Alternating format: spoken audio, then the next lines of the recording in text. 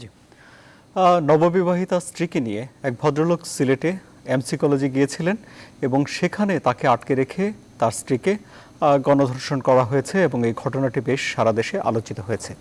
বাংলাদেশে এমন ধর্ষণের অনেক ঘটনা আলোচিত হয়েছে এবং সম্প্রতি অনেক ধরনের ঘটনাই ঘটেছে। গির্জাতে কিশোরীকে আটকে রেখে ধর্ষণ, স্বামীকে রক্ত দেওয়ার জন্যে কাছে গিয়ে স্ত্রীকে ধর্ষণ, নানা রকমভাবে শিশুদেরকে ফুসলিয়ে ধর্ষণ এবং হিসেব অনুযায়ী বছরে 16 থেকে 16,500 নারী ও শিশু নির্যাতন আইনে মামলা হয়ে থাকে। এর মধ্যে অধিকাংশ মামলাই হয়ে থাকে ধর্ষণের ক্ষেত্রে। তাহলে এই যে অপরাধ, এর কারণ কি? বাংলাদেশে কি এই ধর্ষণ থামবে না কখনো? এসব বিষয় নিয়ে আজ আলোচনা করব আমরা। CSRM জনতন্ত্রে গণতন্ত্রে আমি আর ওয়ার্সাদি আপনাদের সঙ্গে রয়েছি। আমার আমন্ত্রিত অতিথি 4 জন। আমার সঙ্গে রয়েছেন কথা সাহিত্যিক সেলিনা হোসেন, আমার সঙ্গে রয়েছেন সাবেক প্রতিমন্ত্রী মহিলা ও শিশু বিষয়ক মন্ত্রণালয় মিহির আফরোজ চুমকি, সমাজবিজ্ঞানী অধ্যাপক ডক্টর AI মাহবুবুদ্দিন আহমেদ এবং পুলিশের সাবেক অতিরিক্ত IGP জনাব মুখলেসুর রহমান। আপনাদের 4 জনকে আমি স্বাগত জানাচ্ছি। প্রথমে আমি আলোচনা শুরু করতে চাই জনাব মুখলেসুর রহমান আপনাকে দিয়ে, যে এই যে এত মামলা হচ্ছে, বলা হচ্ছে যে বছরে 16 থেকে 16,500 মামলা হচ্ছে, পুলিশ অনেককে গ্রেফতার করছে, বিভিন্ন জায়গাতে আইনশৃঙ্খলা বাহিনী তৎপর রয়েছে, সুশীল সমাজের প্রতিনিধিরা সচেতন হতে বলছেন, কিন্তু তারপরেও ধর্ষণ এবং নারীর প্রতি সহিংসতা থামছে না কেন? এটা একটি বিস্তৃত প্রেক্ষাপট আছে, এটা একটা সামাজিক ক্ষেত্র রয়েছে।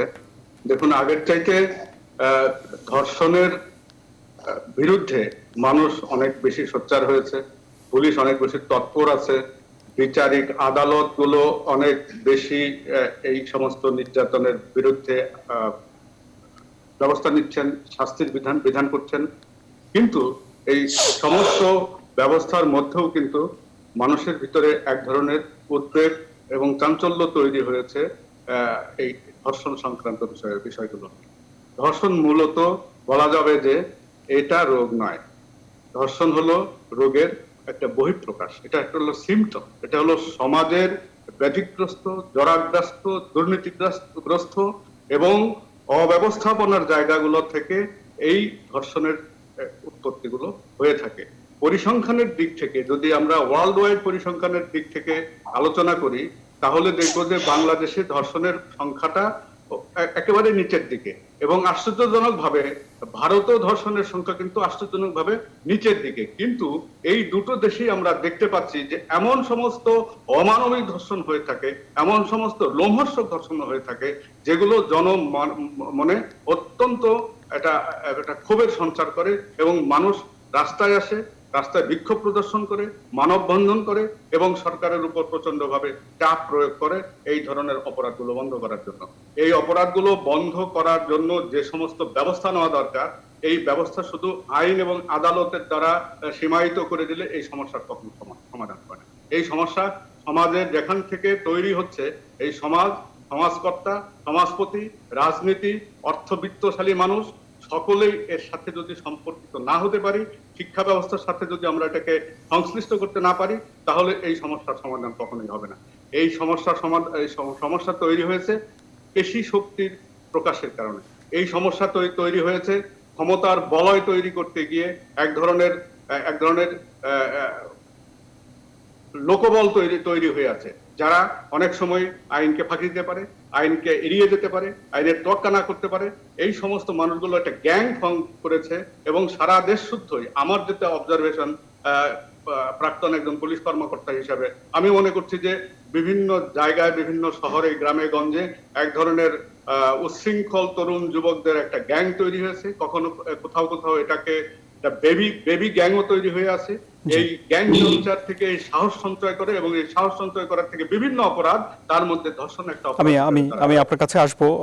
আপনার কথা সূত্র ধরে আমি অধ্যাপক ডক্টর MI মাহবুবুদ্দিন আহমেদের কাছে যেতে চাই, যে জনাব মুখলেসুর রহমান যে প্রেক্ষাপট বললেন যে ধর্ষণ সমাজের রোগের একটি লক্ষণ মাত্র এবং এর পেছনের কারণ তিনি অন্য দিকের অনেক বিস্তৃত পরিসরে বললেন, আপনি কি তার সঙ্গে একমত? আমার কাছে মনে হয়েছে যে এর মধ্যে কিছুটা সত্যতা আছে, তবে যে জায়গাগুলোকে স্ট্রেস করা দরকার সেটা হচ্ছে যে আমাদের সমাজের প্রকৃতিটাকে নিরূপণ করা দরকার। আর এটা হয়তো অনেকবার হয়েছে, আমাদের সমাজ হচ্ছে মূলত পিতৃতান্ত্রিক সমাজ, এবং এই সমাজের যে কালচারাল অ্যাপারেটাসেস সেখানে যদি আমরা দেখি, যেরকম আপনার গান বাজনা, ফিল্ম, সাহিত্য, নোবেলের মধ্যে, তারপরে যদি আমরা আমাদের শিক্ষা ব্যবস্থার কথাও ভাবি, ধর্মের কথাও ভাবি, আমরা এই সমস্তগুলো জায়গাতেই দেখতে পাবো যে মেল ডমিনেশন বা পুরুষের একটা মানে আধিপত্য নারীর উপর এটা তৈরি করা হয়ে গেছে, এবং তার রিফ্লেকশনসটাও আমরা রাষ্ট্রের মধ্যে দেখতে পাই। এবং রাষ্ট্রের সবচেয়ে যেটা মানে প্রয়োজনীয় ইন্ডিকেটর সেটা হচ্ছে লজ। না, কিন্তু অধ্যাপক মাহবুবুদ্দিন আহমেদ, আধিপত্য এক বিষয় এবং অন্যের অধিকার নষ্ট করে দেয়া, অন্যের অধিকার লঙ্ঘন করে দেয়া আরেক বিষয়। একটি কর্তৃত্ব ফলানো, আরেকটি অপরাধ করা, দুটো কি এক হয়ে যাচ্ছে না আপনার কথায়? না, তার কারণ হচ্ছে এই আধিপত্যটাকে ফলানোর জন্য এই ঘটনাটা ঘটতে পারে। যেমন আপনি যদি খুব সহজভাবে দেখেন, হোয়াট ইজ রেপ? আসলে রেপটা হচ্ছে নন কনসেনসুয়াল সেক্স, অসম্মতি জ্ঞাপক সেক্স। এই যে অসম্মতিতে আমি এইটা করি, এই করাটার মধ্যে কিন্তু যে জিনিসটা রিফ্লেক্টেড হয় সেটা হচ্ছে ক্ষমতা, এবং এই ক্ষমতাটা খুব ইম্পর্টেন্ট। পুরুষ ছোটবেলা থেকে শিখেছে যে সে ক্ষমতাবান এবং নারীর উপরে সে ক্ষমতা প্রয়োগ করতে পারে, এবং এই জিনিসগুলো যদি আপনার কালচারাল অ্যাপারেটাসের মধ্যে চলে আসে, তখন কিন্তু ওই লোকটি তার আবার কিছু স্ট্রাকচারাল কারণেও তার সাইকোলজির মধ্যে কিন্তু জিনিসগুলো ঢোকে। যেমন আপনাকে আমি একটা উদাহরণ দেই, কিছুদিন আগে এটা খুব প্রচলিত ছিল, করিনা কাপুর বলিউডের, উনি নাচতে নাচতে গান গাইছেন যে আমি হচ্ছি একটা তন্দুরি মুরগি, তুমি আমাকে একটা মদ দিয়ে খাও। আচ্ছা, যদি আমার কালচারাল অ্যাপারেটাসটা এরকম হয়, তাহলে পরে যে কথাটা মোখলেসুর রহমান সাহেব বললেন, যদি উচ্ছৃঙ্খল যুবক সমাজ এক্সিস্ট করে, তারা কিন্তু একটা এই ক্লু তো আমরা দিচ্ছি। আমরা যদি এইটা না করতাম, অর্থাৎ এটাকে আমাদের সমাজবিজ্ঞানের ভাষায় এটাকে বলে অবজেক্টিফিকেশন অফ ওমেন। আমরা মেয়েদেরকে কমোডিটি হিসাবে দেখি, তাদেরকে অবজেক্টিফাই করি, এবং তাদের সেক্সুয়ালিটিটাকেও আমরা অবজেক্টিফাই করি যে এটা it can be bought and sold. আর যদি প্রয়োজন হয়, আমার যদি কানেকশনসটা থাকে, পাওয়ারের সাথে সম্পর্ক থাকে, I can get the immunity. তো ক্রিমিনোলজির ভাষায় এটাকে বলে রেশনাল চয়েস থিওরি। যে আমাদের সঙ্গে কথা সাহিত্যিক সেলিনা হোসেন আছেন, তার কাছে শুনি যে আমাদের শিল্প, সংস্কৃতি এবং সাহিত্যে পুরুষের আধিপত্য তুলে ধরা হয়েছে। বাংলাদেশের সমাজ পুরুষতান্ত্রিক সমাজ, এবং তার সঙ্গে যখন ক্ষমতা যুক্ত হয় তখন মানুষের ভেতরে এই প্রবৃত্তি জাগিয়ে দেয়। মেহের আফরোজ চুমকি, নারীর প্রতি এই যে সহিংসতা, এটি কি শুধুই পুরুষতন্ত্র, আধিপত্য, সাংস্কৃতিক আগ্রাসন, নাকি সংঘবদ্ধ দুর্বৃত্তপনা? এই বিষয়গুলো তো থাকেই কম বেশি, কিন্তু তারপরেও যে বিষয়টি আছে, সামাজিক কিছু বিষয় এখানে চলে আসছে। আমি যেটা প্রথমেই বলবো যে পশু পাখি বলেন, জীবজন্তু বলেন, মানুষ বলেন, সবার মধ্যে মেল ফিমেলের যে অ্যাট্রাকশনের বিষয়টা বা বায়োলজিক্যাল নিডের বিষয়টা, সেটা সৃষ্টিকর্তা প্রদত্ত। কিন্তু জীবজন্তু আর মানুষের মধ্যে যেই তফাৎটা, সেটা হলো জীবজন্তু সংযমী নয়। তারা যখন যেখানে খুশি যত্রতত্র যা খুশি তাই করতে পারে।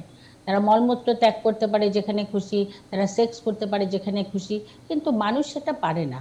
কারণ মানুষ সৃষ্টির সেরা জীব, এবং তাদের সংযমী থাকতে হয়, তাদের সমাজ নিয়ে চলতে হয়, তারা অনেক বিষয়েই তারা সংযমী হয়ে তাদের জীবনযাপন করতে হয়। কিন্তু আমরা যেটা দেখি, যেই মানুষগুলো এই ধরনের পশুর মতো কাজ করে, তাদেরকে তো আমি মানুষ রূপী একজন পশু হিসাবেই আমি তাকে গণ্য করি। এবং কেন তাদের এই পশুত্বতা, এটা কিন্তু আপনার যুগে যুগে এসেছে। আমি বলবো না যে বর্তমান প্রেক্ষাপটে খালি আছে তা নয়। এমন একটা যুগ ছিল যখন 10-11 বছরের মেয়েদের বিয়ে হতো 30-40 বছরের পুরুষের সাথে, এবং যদি তাকে ওই আগে বয়সের সন্ধিক্ষণের বিষয়গুলোর আগেই না বিয়ে দেওয়া হতো সেই শরৎচন্দ্রের যুগে, তখন কিন্তু সেই মাদেরকেই ছিছি বলা হতো যে তার মেয়েকে বিয়ে দেয়নি, বয়স হয়ে গেছে। তাহলে আপনি চিন্তা করেন ঘরে ঘরে কিভাবে সেক্সুয়াল হ্যারাসমেন্ট হতো তাদের, কিন্তু তারা কোনোদিন প্রকাশ করতো না। কিন্তু বর্তমান প্রেক্ষাপট হয়েছে যে ঘটনাগুলো খুবই মর্মান্তিক হয়, খুবই নৃশংস হয় এবং খুবই খারাপভাবে হচ্ছে, আবার কিন্তু প্রকাশিতও হচ্ছে। মানে মেয়েরা কিছুটা হলেও এই বিষয়গুলোকে বলছে, জানাচ্ছে। আগে কিন্তু পরিবাররা জানাতোই না, কারণ তার মেয়ে যদি ধর্ষণের শিকার হতো তাহলে আরো যদি তার পরিবারে 2-4টি মেয়ে থাকে তাহলে তাদেরও বিয়ে দেওয়া যেত না। কাজে এই বিষয়গুলো আমরা দেখেছি স্বাধীনতার যুদ্ধে আমার মা বোনরা যখন নির্যাতনের শিকার হয়েছে, তারা যে দেশের জন্য তারা এই কষ্ট সহ্য করেছে এটাও তারা কিন্তু বলতে পারতো না। এই হলো আমাদের সমাজ। বর্তমান কিন্তু পরিবর্তন এসেছে, কিন্তু যারা এই ঘটনাগুলো ঘটাচ্ছে আমি কিন্তু গভীরভাবে চিন্তা করে দেখেছি যে সেই মানুষগুলো এমন ধরনের পরিবেশে এখন চলছে, তাদের কাছে সবসময় এই বিষয়গুলো খুব সহজ চলে আসছে। মানে কোনো আপনি কোনো ধরেন কোনো কোনো মোবাইলটা ধর্ষকের খুলে, সঙ্গে বেশ কিছু রাজনৈতিক দলের নাম জড়িত হয়ে যাচ্ছে। সাম্প্রতিক সময়ে আচ্ছা কিছু ঘটনায় ছাত্রলীগের নাম সামনে এসেছে। আচ্ছা, এখানে বিষয়টা আমি রাজনৈতিক কোনো সেক্স করছে রাজনৈতিক দল, এটা একটা আমার কাছে হাস্যকর কথা। মানুষ যখন, কিছু মানুষ আছে ক্ষমতার অপপ্রয়োগ করে, যাদের হাতে ক্ষমতা থাকে তাদেরই তো ক্ষমতা অপপ্রয়োগ কথাটা আসে। যার হাতে ক্ষমতা নেই সে তো আর অপপ্রয়োগ শব্দটা তার সাথে আসে না। সে কিন্তু সেও কাজ করছে, হয়তো তার নামগুলো আসছে না। এটাই হলো বিষয়, ভালো মন্দ মিশিয়েই তো এই পৃথিবীটা। কিন্তু আপনার কিছু মানুষই আছে সে ক্ষমতাটা হাতে নেয় খারাপ কাজ করার জন্য। এর অর্থ এই না যে সবাই এক শ্রেণী, এখানে মুষ্টিমেয় 2-4 জন হতে পারে। তাকে রাজনীতি দিয়ে কালার দেওয়ার কোনো কারণ আছে বলে আমি মনে করি না। তারা কোনো মানুষের কাতারেই পড়ে না, তারা তো পশু, এবং পশু হয়েও তারা এইসব জায়গার মধ্যে ঢুকে যাচ্ছে। আমি একটা জিনিস বলতে চাচ্ছিলাম, যেটা ফেসবুক। জি। আমরা এখন বর্তমান প্রেক্ষাপটে দেখি যে ফেসবুকটা খুলে, আমরা ছোটবেলায় পড়ছি বিজ্ঞান আশীর্বাদ না অভিশাপ, এটা তো সবাই পড়তাম। যারা সত্যিকার ভাবে বিজ্ঞানকে কাজে লাগিয়েছে তারা তো উন্নতিই করেছে, আর মুষ্টিমেয় কিছু যারা বিজ্ঞানটাকে কাজে লাগায়নি বা বিজ্ঞান দিয়ে পৃথিবীকেও ধ্বংস করার চেষ্টা করেছে, তারা আবার ভিন্ন গোত্রের। ঠিক তেমনি এখন মোবাইল সবার হাতে হাতে, আমরা বাংলাদেশ ডিজিটাল বাংলাদেশ হয়েছে, আমরা আজকে যে ভার্চুয়ালি কথা বলছি, আমরা করোনাকালীন সময়েও আমরা অনেক সুযোগ সুবিধা পাচ্ছি। কিন্তু কিছু শ্রেণী যারা এই ফেসবুকটা নিয়ে তারা সারাটা ক্ষণ এমন সব জিনিস দেখছে যে তাদের মাথা সারাক্ষণে গরম হয়ে থাকছে। আমার দৃষ্টিতে ও কি দেখছে আপনার পাশে বসে আপনি কিন্তু জানেন না, তার তো মাথাটা গরম হয়ে আছে এবং তার তো অন্য কোনো কিছুতেই মন বসছে না। আর সে তো, তার ভিতরে তো একটা পশুর আচরণ তো ভিতরে আছেই, আমরা সেটা জানি না যে কার ভিতরে এটা আছে। সুযোগ পেলেই সে সেটা কাজে লাগিয়ে দিচ্ছে। এইভাবেই নানান ঘটনাগুলো ঘটছে। কিন্তু আইন আছে আমাদের, এটা অস্বীকার করার কোনো কারণ নেই। বাংলাদেশে আইনের কোনো অভাব নেই, সরকারের সচেতনতার কোনো অভাব নেই, মানুষ এটাকে ছিছি বলে এটারও কোনো অভাব নেই। কিন্তু যখন এটা বিচারের কাজে চলে যায়, এই ঘটনাগুলো কিন্তু গোপনে হয়, সাক্ষী প্রমাণটা খুব কঠিন হয়ে যায়, বেশিরভাগ ক্ষেত্রেই সাক্ষী রেখে না, করা হয় না। একটা ছোট প্রশ্ন করি মেহের আফরোজ চুমকি। দেশে আইন আছে, সরকার সচেতন আছে, সমাজ ছি ছি করছে, তারপরেও বছরে 16 থেকে 16,500 মামলা হচ্ছে। এই তিনটি বিষয়ে অ্যাক্টিভ থাকার পরেও যদি এত মামলা হয়, তাহলে তো বাংলাদেশ থেকে কোনোদিন নারী নির্যাতন এবং ধর্ষণ দূর হবে না। আমি এই ক্ষেত্রে আপনি যেমন নেগেটিভ বলছেন, আমি কিন্তু বলছি না। এই যে মামলাগুলো হচ্ছে, আগে কিন্তু মামলা করতেই সাহস পেত না মেয়েরা, ভাবতো যে মামলার মধ্যে যাই যদি আমি, আমার পরিবারটা অসম্মানিত হবে। এখন কিন্তু সাহস করে মেয়েগুলো মামলা করছে এবং ঘটনা ঘটার পরে তারা মিডিয়ার কাছে পর্যন্ত চলে আসছে। এইটা কিন্তু আপনি সম্পূর্ণ নেগেটিভ বলবেন না। হ্যাঁ, এটা আপনি নেগেটিভ বলেন যে মামলা হচ্ছে 100টা কিন্তু বিচার হচ্ছে 2টা। কেন হচ্ছে? এই জায়গাটায় আমাদের আরো অনেক কাজ জি। করতে হবে।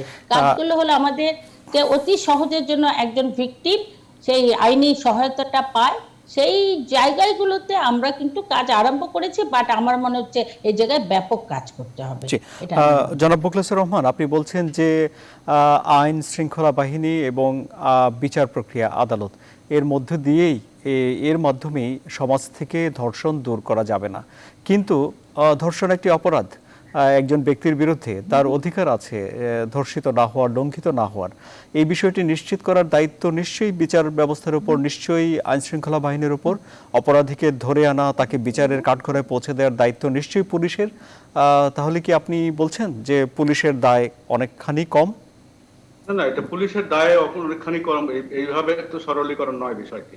বিষয়টি হলো যে এটা যদি সর্বত্র ছড়িয়ে যায় এবং এটা যদি মানে অপরাধ করার যদি জায়গাগুলো, ক্ষেত্রগুলো যদি প্রস্তুত হয়ে থাকে এবং অপরাধ করে যদি তারা পার পাওয়ার মতো একটা সামাজিক প্রেক্ষাপট তৈরি হয়ে যায় এবং এদেরকে লালন পালন, তোষণ পোষণ করার জন্য যদি অনেক শক্তিশালী মানুষ পাওয়া যায়, নীতি নৈতিকতাহীন আমাদের সমাজে যদি গেড়ে বসে, শিক্ষার মধ্যে যদি এই আলোকপাত গুলো না আসে, নারীর সম্মান, নারীর সম্ভ্রম, পরিবারের মধ্যে যদি এই শিক্ষাগুলো যদি আমরা না দিতে পারি, শুধু নারীকেই আমরা অবগুণ্ঠিত রাখার জন্য ক্রমান্বয়ে শিক্ষা দিয়ে আসবো পরিবার থেকে এবং পুরুষগুলোকে ছেড়ে দিয়ে রাখবো, ছেলেদেরকে ছেড়ে দিয়ে রাখবো, তুমি যা করবা সমস্ত কিছুই অপরাধ নয়, কোনো কিছুই অপরাধ নয়, আর নারী যেটা করবে সেটাই শুধুমাত্র অপরাধ, এই যে বাতাবরণটি তৈরি হয়ে আছে এবং এটা ক্রমান্বয়ে প্রসারিত হচ্ছে, সেই প্রসারণের জায়গাটা যদি সমাজ থেকে এবং সমাজকর্তারা, সমাজ নিয়ন্ত্রণকারীরা যদি এটাকে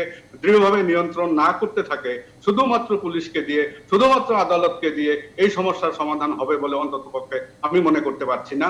কারণ পুলিশ এখন অনেক বেশি নারীর প্রতি সেনসিটিভ, এখন আদালত অনেক বেশি নারীর প্রতি সেনসিটিভ, অনেক বেশি বিচার হচ্ছে, অনেক বেশি শাস্তি পাচ্ছে, কিন্তু এটার তো যে মাত্রায় আমরা দেখতে পাচ্ছি, অন্ততপক্ষে জনচিত্ত চাঞ্চল্যের তৈরি করে এমন ধরনের ঘটনা যেগুলো আমরা ঘটতে দেখছি, সেই ঘটনাগুলোর থেকে নিবারণ পাওয়ার জন্য, পরিত্রাণ পাওয়ার জন্য যে প্রেক্ষাপটটা, সামাজিক প্রেক্ষাপটটা দরকার, এটা একটা প্রতিবাদ হওয়া দরকার। ওই কথায় আছে না, বিচারপতি তোমার বিচার করবে যারা আজ জেগেছে সেই জনতা, সেই জনতাটি এখন আমরা দেখতে পাচ্ছি না। সেই জনতার দরকার যারা এই সামাজিক অপরাধ থেকে দেশকে মুক্ত করতে পারে। আমি আপনার কাছে আবার আসবো। অধ্যাপক মাহবুবউদ্দিন আহমেদ, আপনি বলছেন যে আমাদের শিল্প সংস্কৃতি, সেখানে পুরুষের আধিপত্য বলা আছে ইত্যাদি ইত্যাদি। তাহলে কি এই ধর্ষণ দূর করার জন্য আমাদের যে শিল্প সংস্কৃতি আছে তা বদলে ফেলতে হবে, আমাদের যে শিক্ষা আছে তা বদলে ফেলতে হবে, এবং আমাদের যে সমাজ ব্যবস্থা চলে আসছে বছরের পর বছর ধরে, সে সবই কি বদলে ফেলতে হবে?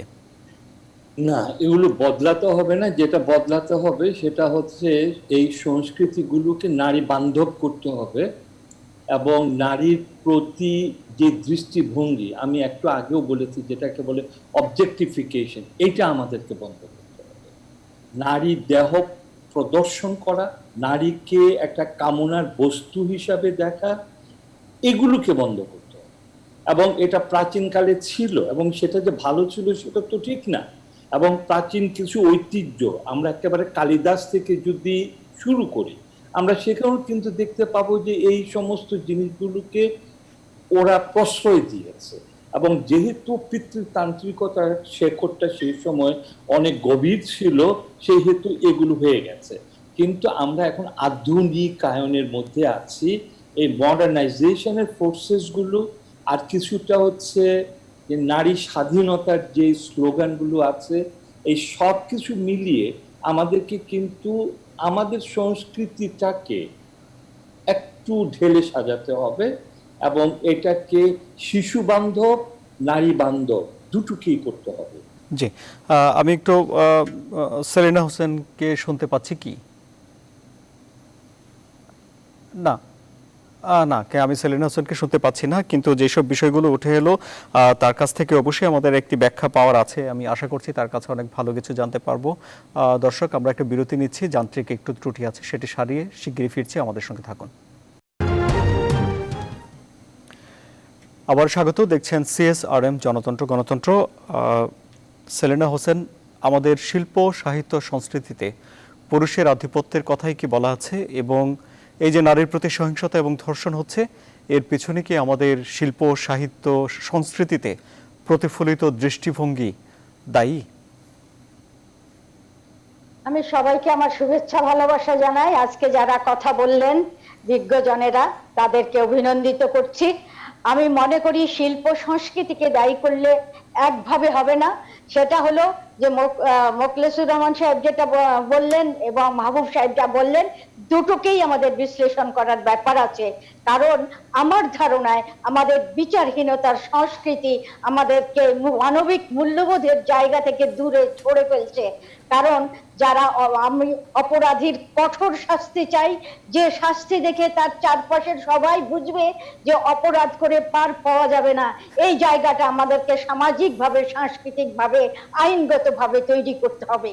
শুধু ধর্ষণের নামে পত্রিকায় ছেপে, টেলিভিশনে দেখে আমরা মর্মাহত হব, এটা যেন আমাদের বড় জায়গা না হয়। আমাদের আদালত যেন কঠোর শাস্তির ব্যবস্থা করে আইনের মাধ্যমে এদেরকে নিয়ন্ত্রণ করেন এবং আমাদের তরুণ সমাজ যেন বুঝতে পারে এদেশের আইনের যথাযথ বাস্তবতার জন্য তারা কোনো অপরাধ করে মাপ দেওয়া পাবে না। আর মাহবুব সাহেব যেটা বললেন, সাংস্কৃতিক দিক, শিল্প সাহিত্য দীর্ঘ সময়ের ব্যাপার। এখন বাংলাদেশে যেভাবে ধর্ষণ ঘটছে, এটা দিয়ে আমরা শিল্প সাহিত্য দিয়ে আমরা আরো দূরবর্তী সময়কে নির্মূল করার চেষ্টা করতে পারবো, কিন্তু দ্রুত কিছু করা আজকের জন্য আমাদের বড় একটা দুর্যোগ। আমি বলছি যে এটা একটা বড় ধরনের সামাজিক দুর্যোগ। আমাদের সবাইকে এই দুর্যোগ মোকাবেলার জন্য কাজ করতে হবে। মোখলেসুর রহমান সাহেব যদি আমাদের পুলিশ ভাইদের মানবিক বোধ সম্মত চেতনায় উদ্বুদ্ধ করে বলেন যে এই শাস্তির জায়গাটা তারা যেন দৃঢ় হস্তে নিয়ন্ত্রণ করেন, আদালতে সুপর্দ করে দিয়ে তাদের জায়গাটাকে ঠিক করেন, তাহলে হবে। আজকে আমি সামাজিক সাংস্কৃতিক মূল্যবোধের জায়গা থেকে আমি অপেক্ষা করতে রাজি না। কারণ যেভাবে এই ধরনের ঘটনা প্রতিনিয়ত ঘটে চলেছে, এটা এত দুঃখজনক, এত লজ্জাকর, এত মর্মাহত করছে আমাদেরকে যে আমরা এর থেকে পরিত্রাণ পাচ্ছি না। পরিত্রাণ দিবে আমাদের পুলিশ ভাইয়েরা, তাদেরকে দ্রুত গ্রেফতার করে আদালতে সমর্পণ করবে এবং আমাদের বিচার ব্যবস্থা যেন বিচারহীনতার সংস্কৃতি তৈরি না করে, দীর্ঘ সময় ধরে যেন বিচার ব্যবস্থা গড়াগড়ি না করে। আমাদের দ্রুত এই বিচার ব্যবস্থা করে এবং শাস্তি বাস্তবায়ন করতে হবে। তবেই এই মূল্যবোধহীন সমাজ ব্যবস্থার মানুষের চেতনার জায়গা খুলবে, অন্যথায় খুলবে বলে আমি মনে করি না। আমরা যদি সঙ্গীত দিয়ে, নাটক দিয়ে, শিল্প সাহিত্য দিয়ে তৈরি করতে যাই, তার জন্য আরো 100 বছর লাগবে। এভাবে অপেক্ষা করতে আমি রাজি না।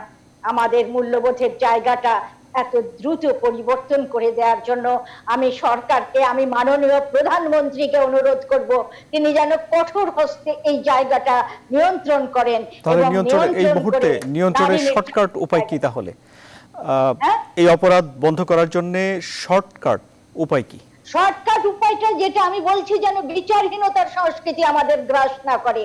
আমাদের পুলিশ ভাইয়েরা অপরাধীকে গ্রেফতার করে আদালতে সমর্পণ করবেন এবং বিচার ব্যবস্থা তাদের স্বল্প সময়ের মধ্যে তার অপরাধের শাস্তি দিবেন, যে শাস্তি অন্যদের কাছে দৃষ্টান্ত স্বরূপ হয়ে দাঁড়াবে যে এই ধরনের অপরাধ করে আমরা পার পাবো না, সুতরাং আমরা ওইটা করতে যাব না। জি, অনেক ধন্যবাদ।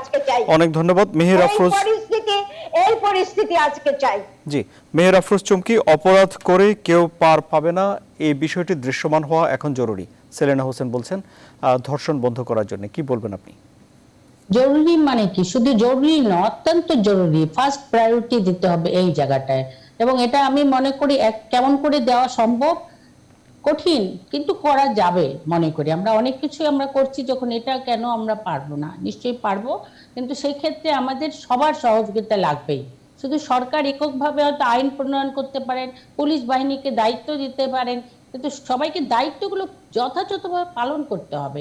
এবং সেই পালনের ক্ষেত্রে আমি বলবো ওয়ার্ড পর্যায় থেকে একদম কমিটিও আছে কিন্তু আমাদের, কিন্তু কমিটি কাজ করছে কিনা এটা দেখার বিষয়। আমি আমার এলাকাটা আমি খেয়াল করছি, বাট এইভাবে প্রত্যেকের এলাকাকে খেয়াল করতে হবে। জনপ্রতিনিধিদের বিশাল ভূমিকা আছে। একজন ইউনিয়ন পরিষদ মেম্বার, একজন চেয়ারম্যান, একজন কাউন্সিলর, একজন ভাইস চেয়ারম্যান, একজন উপজেলা চেয়ারম্যান। চিন্তা করেন স্থানীয় সরকারকে কতগুলো স্তরের মধ্যে নিয়ে আসা হয়েছে, কতটা শক্তিশালী করা হয়েছে। আমি মনে করি স্থানীয় সরকারে যারা আছেন এবং তাদের একটা বিশাল ভূমিকা থাকবে। তার ওয়ার্ডে, তার গ্রামে যদি কোনো অঘটন ঘটে, তার যদি নলেজে আসে, সে যদি সাথে সাথে ওটাকে সিরিয়াসলি দেখে এবং নিজে অভিভাবক হয়ে যদি সেই জায়গায় তিনি ব্যবস্থা গ্রহণ করে, তাহলে তো পার সুযোগ থাকছে না। কিন্তু সে যদি ধামাচাপা দেওয়ার চেষ্টা করে, তার আশেপাশের লোক যদি ধামাচাপা দেওয়ার চেষ্টা করে, পুলিশ কি করবে তখন? পুলিশের কাছে যে যদি তারাই বলে যে না আমরা একটা আন্ডারস্ট্যান্ডিং এর মাধ্যমে ঝামেলাটা মিটিয়ে ফেলছি, কিংবা যে বলতে পারে আসলে এমন কোনো বিষয় না, মেয়েটা কিন্তু একটু খারাপ ধরনের, যার কারণে এটা হয়েছে, পুলিশ তো এককভাবে পারছে না। সেই জায়গায় আমি সবচাইতে বেশি গুরুত্ব দেওয়া উচিত ওয়ার্ড পর্যায়ের যারা আছেন তাদের। এবং এমনি করে প্রত্যেকে যদি সচেতন হয়, প্রত্যেকে যদি বিষয়টাকে প্রায়োরিটি দেয় যে আমার মেয়ে, পাশের বাড়ির মেয়েটাও আমার মেয়ের মতনই, কাজেই তাকে দেখার দায়িত্ব আমার যে একেবারে নেই তা না। কথা হলো সরকারের কিন্তু গাফিলতি নেই। আমার মাননীয় প্রধানমন্ত্রী কিন্তু এই ব্যাপারে মানে 100% তিনি কঠোর, এক চুলো ছাড় দেওয়ার নাই। যা আপনারা দেখছেন ইদানিংকালে যে কোনো ঘটনা যখনই জানা হচ্ছে, তিনি কিন্তু ছাড় দিচ্ছেন না। কিন্তু ঘটনাগুলো তো অনেক নিচ থেকে উঠে আসে, সেই রিপোর্টগুলো তো একদম নিচ থেকে সঠিক তথ্যভিত্তিক আসতে হবে। অনেক সময় তথ্যের মধ্যেও কিন্তু ভুল থাকে, আপনার কাছে আমি আমাদের জানতে হবে। আবারও আমি আপনার কাছে আসবো, একটাই কথা, জি আপনার কাছে আবারও আসবো যারা মুখলেসুর রহমান, তাহলে অপরাধী পার পেয়ে যাবে না কোনোভাবেই, এই বিষয়টি দৃশ্যমান করা এবং যারা যেখানে আছেন তাদের দায়িত্ব পালন করার উপরই অনেকখানি নির্ভর করছে অপরাধ কমা। কি বলবেন আপনি? না, এটার সাথে তো আপনার সাথে দ্বিমত করার তো কোনো সুযোগ নেই। অপরাধ করে অপরাধ পার পাবে কেন? এখন অপরাধের মাত্রাটা কি পরিমাণে হবে? এটা কি পুলিশকে ছাপিয়ে যাবে? এটা কি সমাজের উপর তার প্রভাব বিস্তার করতে পারবে? এটা কি সমাজের সবাইকে জিম্মি করে ফেলবে? অপরাধটা যদি সেই পর্যায়ে যায়, তাহলে সেই ক্ষেত্রে কতটুকু নিয়ন্ত্রণ করা সম্ভব হবে এবং বিচার আদালতে নিয়ে এসে তাদেরকে শাস্তি বিধান করা কতটুকু সম্ভব হবে? নারীর ক্ষমতায়ন চাই নারীর স্বাধীনতা এবং নারীর সুরক্ষা, এই সমস্ত কিছু একসাথে করতে হবে। নারীর ক্ষমতায়ন বাংলাদেশে যে পরিমাণে হয়েছে, বা সারা পৃথিবী খুঁজতে বোধহয় এর তুলনায় আর দ্বিতীয় একটি দেশ খুঁজে পাওয়া যাবে যেটা অল্প সময়ের মধ্যে। কিন্তু এই নারীর সুরক্ষার জায়গাটি আমাদের আর একটু দৃঢ়ভাবে এই বলয়টা তৈরি করতে হবে। আমি যেটা বলেছি একটু আগে, একটি মস্তানতন্ত্র তৈরি হয়েছে, একটা নির্ভেজাল একটা বেবি ইয়াং গ্রুপ তৈরি হয়েছে। এটা শুধু শহরে নয়, একটা গ্রাম পর্যায়ে ছড়িয়ে গিয়েছে সোশ্যাল মিডিয়ার মাধ্যমে। এই কালচারটা থেকে বের করে নিয়ে আসা দরকার। আমি বলবো যে পুলিশকে এই অপরাধের গোড়া খুঁজে বের করে হাতটা দিতে হবে। শুধুমাত্র একটি অপরাধ, ধর্ষণের অপরাধ হবে, তারপরে সেটার পিছনে ছুটে তদন্ত করে খুঁজে বের করে ধরে নিয়ে আসবে, এটা করলে এই সমস্যার সমাধান হবে না। এই সমস্যাগুলো যেখান থেকে উৎপত্তি হয়, যেখান থেকে তার শিকড়টা রয়ে গেছে, সেই শিকড়টা উঠিয়ে নিয়ে আসতে হবে। ধর্ষণ পৃথিবীর ইতিহাস জুড়ে অনন্তকাল ধরে চলে এসেছে। কিছু কিছু লোক ধর্ষণের সাথে সম্পর্কিত হয়ে থাকে, বহু বছর ধরে এগুলো হয়ে আছে। সেটা হলো একটা ভিন্ন প্রেক্ষাপট। কিন্তু সামাজিক ভাবে যখন ধর্ষণকে আমরা দেখি, যখন পিতা কন্যা অথবা ভাই বোন মিলে আর তার প্রতিপক্ষকে হেয় প্রতিপন্ন করার জন্য, শাস্তি দেওয়ার জন্য প্রকাশ্যে তাকে ধর্ষণের মতো অবস্থায় নিয়ে যাওয়া হয়, সেখানে আমাদের চিন্তা করতে হবে যে সমাজটা কোথায় গিয়ে দাঁড়িয়েছে। আজকে অর্থনৈতিক উন্নয়ন যে ব্যাপক হারে হয়েছে, সেই উন্নয়নের ধারাবাহিকতা যদি অবক্ষয়টাও দ্রুত সেই রকম ভাবে ধাবিত হয় উচ্চ শিখরে, তাহলে এই অর্থনৈতিক উন্নয়নের জনাব ASM কিবরিয়া বহু বছর আগেই, 17, 18, 19 বছর আগে উনি বলেছিলেন যে আমাদের এই এত অর্থনৈতিক উন্নয়ন যদি অবক্ষয় দ্বারা ধূলিসাৎ হয়ে যাওয়ার উপক্রম হয়, অথবা অবক্ষয়ের জায়গায় আমরা যদি চলে যেতে থাকি, তাহলে এই উন্নয়ন দিয়ে আমরা কি করব? আমরা সেটাই বলছি যে উন্নয়ন চলছে এবং ওই উন্নয়নের সার্বিক একটা বিস্তৃতি যেন মানুষের কল্যাণের ক্ষেত্রে, অপরাধহীনতার ক্ষেত্রে মানুষের ভিতরে এক ধরনের মূল্যবোধ, চেতনাবোধ এবং সেই মূল্যবোধ যেগুলো নতুন সমাজের সাথে, নতুন টেকনোলজির সাথে প্রতিনিয়ত পরিবর্তিত হচ্ছে, সেই পরিবর্তিত মূল্যবোধের সাথে যেন অপরাধগুলো চলে না আসতে পারে, সেই জায়গাটায় আমাদের দৃঢ়ভাবে নজরদারি করা দরকার। এবং অনেক ধন্যবাদ প্রফেসর মাহবুবউদ্দিন আহমেদ। যে সমাজ বদল করে সাহিত্য সংস্কৃতিতে এর প্রভাব ফেলে ধর্ষণের মতো অপরাধ দূর করতে হলে বছরের পর বছর লেগে যাবে, সেলিনা হোসেন যে কথাটি বললেন। কিন্তু আমাদের এখন বাস্তবতা হলো এমন যে ধর্ষণ বন্ধ করার জন্য এখনই একটি জরুরি ভিত্তিতে পদক্ষেপ নেওয়া দরকার। সেক্ষেত্রে কি করা যায়, আপনার কি মত? সংস্কৃতি পাল্টে ধর্ষণ বন্ধ করতে অনেক সময় লাগবে হয়তোবা, কিন্তু আমরা যে জিনিসটা আধুনিক সমাজের মধ্যে দেখি, যে এই ধরনের মুভমেন্টও কিন্তু সাথে সাথে হওয়া দরকার। কারণ সামাজিক সচেতনতাটা যদি না থাকে তাইলে পরে কিন্তু এটা বন্ধ করা একেবারে অসম্ভব। আর এই সামাজিক সচেতনতাটা আনতে পারে কেবল সংস্কৃতি, যে আমি বলছি একটা বিস্তৃতি হচ্ছে শিক্ষা ব্যবস্থার মধ্যে, ধর্মীয় ব্যবস্থার মধ্যে, এগুলো সবই আমাদের কালচার। এই জায়গাটা যেরকম দরকার, ঠিক তেমনি যে জিনিসগুলো সেলিনা হোসেন বললেন ওটাও, এবং মোখলেছুর রহমান সাহেব বললেন, সেই জায়গাটা আমাদেরকে যেতে হবে। কিন্তু সেই জায়গাটাতে আমরা কখনো যেতে পারবো কিনা সেটা আমার কাছে প্রশ্নবিদ্ধ। কেন সংশয়, কেন আপনার মনে? আচ্ছা, কেন সংশয়? যেহেতু আমি সোশিওলজিস্ট, বেসিক্যালি সমাজবিজ্ঞানী, আমি সারা পৃথিবীর যদি আমরা ডেটাটা দেখি, আমরা কিন্তু দেখতে পাবো যখন একটা সোসাইটি ইন ট্রানজিশন থাকে এবং একটা ফেজ থেকে আরেকটা ফেজে যেতে শুরু করে, আর বিশেষ করে তৃতীয় বিশ্বে যখন হঠাৎ করে একটা বিরাট টেকনোলজিক্যাল পরিবর্তন হয়, এটার সাথে খাপ খাওয়াতে গিয়েই অনেকগুলো অসঙ্গতি তৈরি হয়, যেই অসঙ্গতিগুলো এরকম কিছু কাজের মধ্যে, রেপের মতো কাজের মধ্যে তা প্রতিফলিত হয়। আপনার কি মনে হয় না যে আমাদের যে স্মার্টফোন, ইন্টারনেট, এটারও একটা প্রভাব এই রেপের মধ্যে আছে? তো এগুলোকে কিন্তু আপনি কি বলছেন যে ইন্টারনেট এবং স্মার্টফোন ব্যবহার করার উপযোগী মানুষ তৈরি না করেই আমরা তাদের হাতে এসব দিয়ে দিয়েছি? না না, আমি সেটা বলছি না। আমি এগুলোর ফলে মানে কমিউনিকেশনটা যেভাবে হয়, একটা মেয়ে স্নান করছে, তার একটা ছবি তুলে ফেললো, তারপরে গিয়ে তাকে মানে ব্ল্যাকমেইল করলো এবং তার সাথে অনেক কিছু হলো, সে মেয়েটা সুইসাইডও করলো, এরকম তো অনেক ঘটনা ঘটেছে। তো এগুলো আমি বলছি যে প্রযুক্তি সারা পৃথিবী জুড়েই মানে এটাকে কিছু করা সম্ভব হয়নি। একটা ফেজ গেছে যেটাকে আমরা বলতে পারি রক্তাক্ত ফেজ। আপনার জন্য আর 30 সেকেন্ড আছে, একদম অনুষ্ঠানের শেষ দিকে। আমি যেটা বলতে চাইছি যে আমাদের যে এখন অর্থনীতি এবং রাষ্ট্র ব্যবস্থা, এর মধ্যে আমরা দেখি যে যেটা মোখলেস সাহেব বললেন, একটা মাফিয়া গ্রুপ তৈরি হয়েছে এবং এইখানে ইন্টারভেনশনটা দরকার। অনেক ধন্যবাদ। আর সময় নেই আমার হাতে। আপনাকে অনেক অনেক ধন্যবাদ। সেলিনা হোসেন, আপনার জন্য 30 সেকেন্ড, আপনার শেষ কথাগুলো শুনবো আমি অনুষ্ঠানের শেষ দিকে।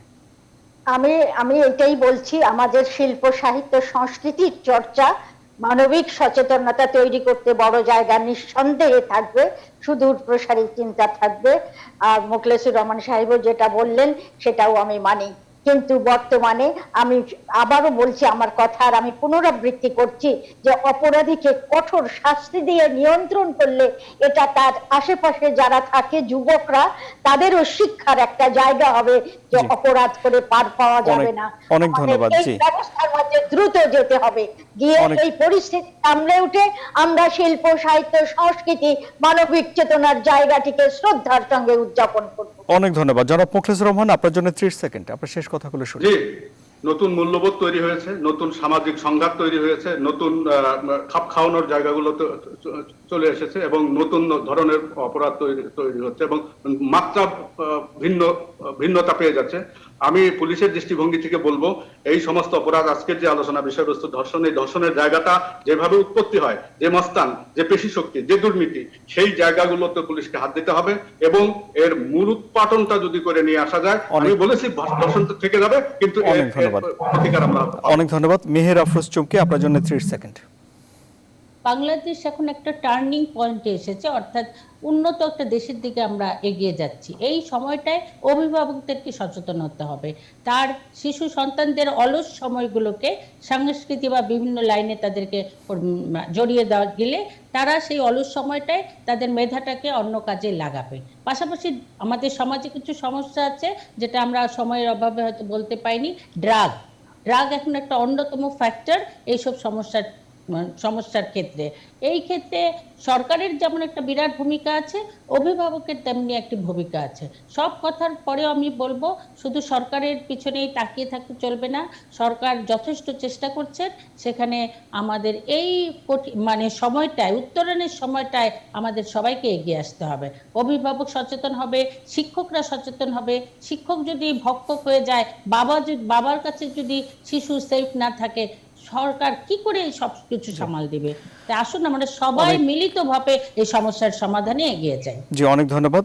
মেহের আফরোজ চুমকির কথার প্রতিধ্বনি করে বলি যে সবাই মিলে আসুন না আমরা বাংলাদেশকে একটি ধর্ষণমুক্ত দেশ, ধর্ষণমুক্ত সমাজ হিসেবে গড়ে তুলি। তাতে আমাদেরই লাভ হবে সবার। সবাইকে অনেক ধন্যবাদ।